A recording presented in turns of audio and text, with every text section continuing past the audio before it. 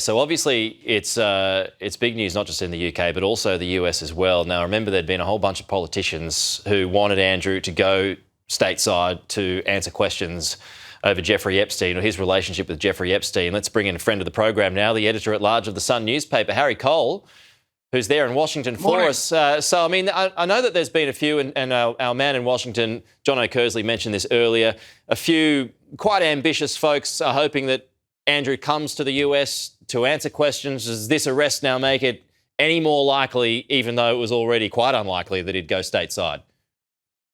Well, I think there'll be growing pressure for it to happen. Whether again he'll ever agree to it. Now, the fact is that he's already facing criminal charges in the United Kingdom. You'd hope he wouldn't be. He'd be more worried about perjuring himself. At this rate, in Congress in the United States, he'd be under oath. I don't think we'll be seeing Andrew speak in public, let alone ever again, really. Let alone, I think, appear before Congress. What do you make of the events of the last 12 to 18 hours or so, Harry? Peter, look, it's put it in the historical context. This hasn't happened since 1647. The last time a royal was arrested, that was 400 years ago, and he lost his head.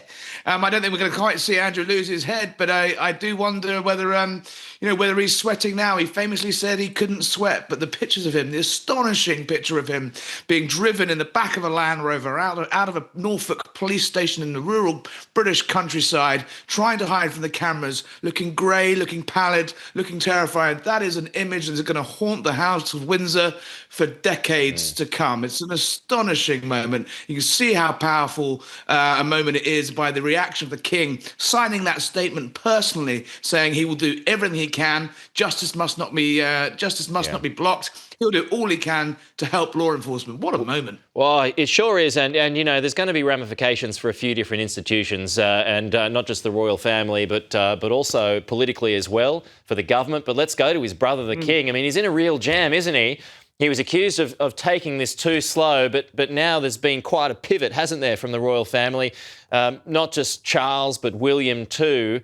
Do you think they're understanding the anger and the frustration from the public more so now? I do think there's going to be questions as the sort of dust settles on this, regardless of whether this arrest leads to charges or a trial or jail time. I think the question of how Andrew can continue living essentially at the public purse. Yes, he's had his titles removed and his castle stripped, and he's living in a cottage but he's living in a cottage on the King's estate, on the King's tab, essentially. And that tab, you can draw a direct line back from that tab to the taxpayer. So I think a question about his future status really will have to be had. And I know it's the late Queen, it was her favourite son, but at the end of the day, she provided $12 million of money to be paid to Virginia Giuffre in a settlement. And now some of the things we're seeing in the Epstein files that show a discussion between Jeffrey Epstein and a New York Times journalist where they openly discussed the fact that actually Andrew did have sex with Virginia Giuffre, consensual, but did, something he lied about on Newsnight in that famous BBC interview, and Ghislaine Maxwell saying that, yes, the photograph of Andrew and Virginia was real. Again, something that Andrew lied to the country about, he lied to his mother about, and this lie is in tatters. So whether or not he goes to jail, I don't think this story of Andrew's continued relationship, whether he can even continue living in Britain, is done yet. What about a final point here politically? You've been a political watcher in the UK and the US as well, for that matter, for a long time now. I mean, we were chatting a couple of weeks ago and it looked like Keir Starmer was toast. He might well be in a few months' time. But what are the political ramifications from this arrest as well?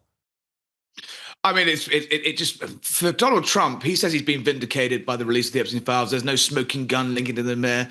But just having it constantly, global headlines, day in, day out, Epstein, Epstein, Epstein, Epstein, means that, he's giving a speech right now in Georgia about the economy and affordability, and the networks are barely touching it. They're choosing to a live stream of Sandringham and Windsor and police stations over the president's message. In London, Peter, you're totally right. Keir Starmer, he's got through the week. Whether he'll get through the month, whether he'll get through the year, there aren't many people, even those closest to him, that think with a massive publication still to come of his handling of the Epstein affair through Peter Manson, the disgraced former British ambassador.